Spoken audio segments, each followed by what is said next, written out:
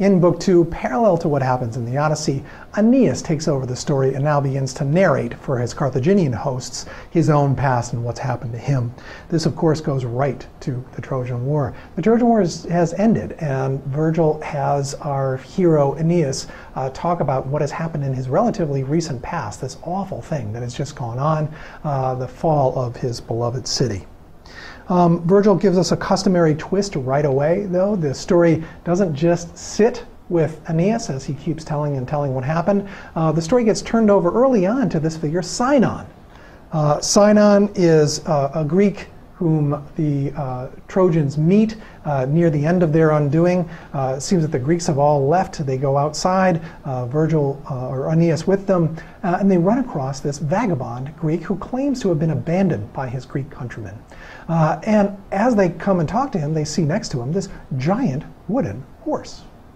At this point, they say, who's this Greek? We can't trust him. What's this thing? We can't trust this. Sinon tells such a beautiful lie and a well-constructed lie that the Trojans buy it. They think that he's telling them the truth. What he tells them is that there's this evil, crafty Ulysses, and he has abandoned Sinon. Sinon has been pushed away, so he's now ready to betray the Greeks and give away their secret. The Greeks have built this horse because they understood from Athena that she was very angry with them for stealing the Palladium.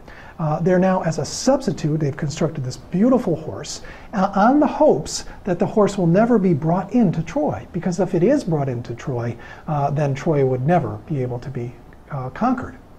The Trojans are listening to this. They has an air of truth about it. Sinon is a very good liar, and they seem to be interested in it. Now there's this other person, Laocoon, who says, no, don't believe any of this. It's a terrible lie. Well, up out of the sea come serpents that come and bite him, famously depicted in many art forms from our past. The serpents come up and bite bite Laocoon, and he instantly dies. Now, when that happens, the Trojans take this as a divine sign, reasonable enough for them to do so, that Laocoon, in objecting to this, is all wrong, and that now the Trojans have a redoubled urgency of bringing this horse inside their city. What happens when they do, we all know.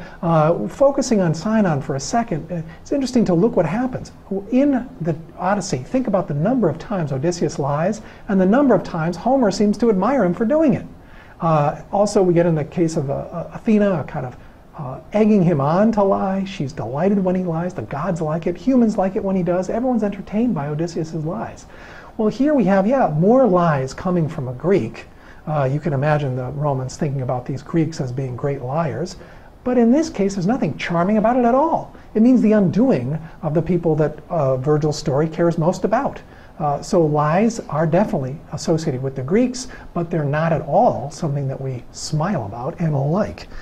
They're terrible, terrible things. At this point now we get the definitive version of what happens at the end of the Trojan War. Yes, indeed, written 1,200 years after the fact in Virgil's account. This is the definitive version of what happens at the close of the Trojan War, including the Trojan horse and the other things. The Greeks come out of the horse in the middle of the night after there's been great drinking and revelry. The Trojans are not ready for war, and the Greeks run riot. When they do, they annihilate the city. This is a terrible, terrible, terrible thing. Virgil narrates it with great detail and also with great concern on the part of Aeneas. What's happening to his countrymen, what's happening to his family, what's happening to his city. Aeneas is going through all of this. Part of what's being built into the story, such as Virgil lavishes it to us through Aeneas' eyes, is a sense that Aeneas, as this hero figure, and a hero who's actually going to be founded on a core sense of duty and following through, the first thing he's going to have to do in order to get our story started is to abandon Troy. He's not going to go down with the ship.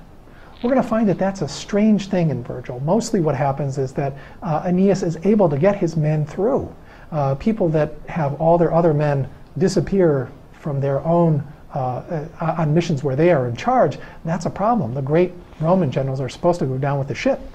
So Virgil's got to start a story based on an abandonment of Troy through this figure of Aeneas, whose main core skill is his pietas, his duty, and his ability to follow things through.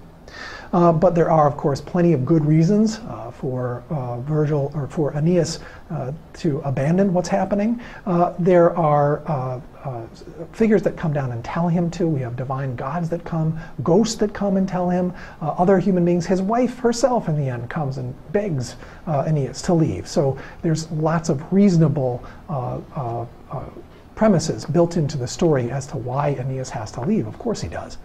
There's a wonderful one that I just wanted to point to in the case of Venus. In Fitzgerald, it's in lines 780 to 825, 780 to 825.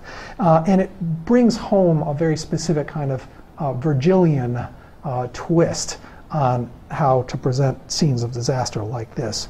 There's an eerie proof to Aeneas that all is lost. You will recall in this part of the epic, Venus actually lifts the veil of reality and allows Aeneas to peer back behind the superficial surface of things to see what's actually happening in the underlying structure of things, the structure of the cosmos, such as we hear Joppa singing about. When she peels that back, what does Aeneas see? He witnesses the gods themselves in these shadowy forms, in these Hulk-like forms, dismantling the walls of Troy.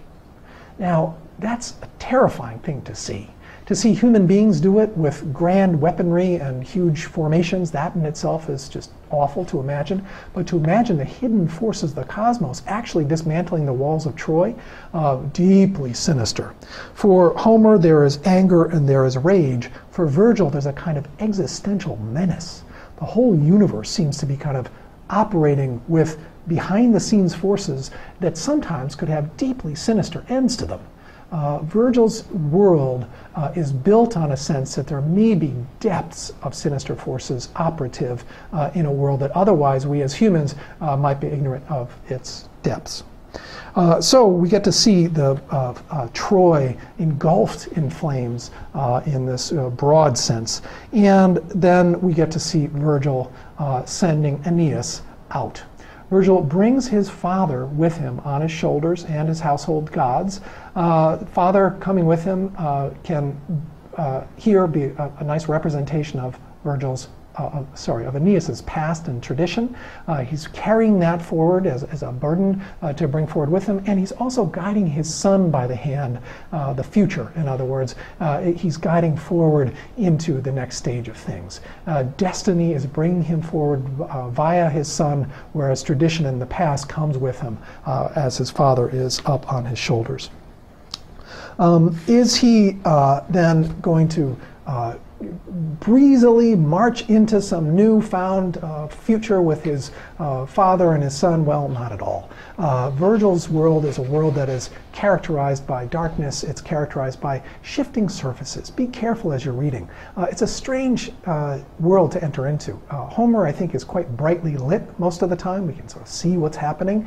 Finding all the connections between the things we can obviously see is part of the challenge. For Virgil, there's a difficulty in just getting at what the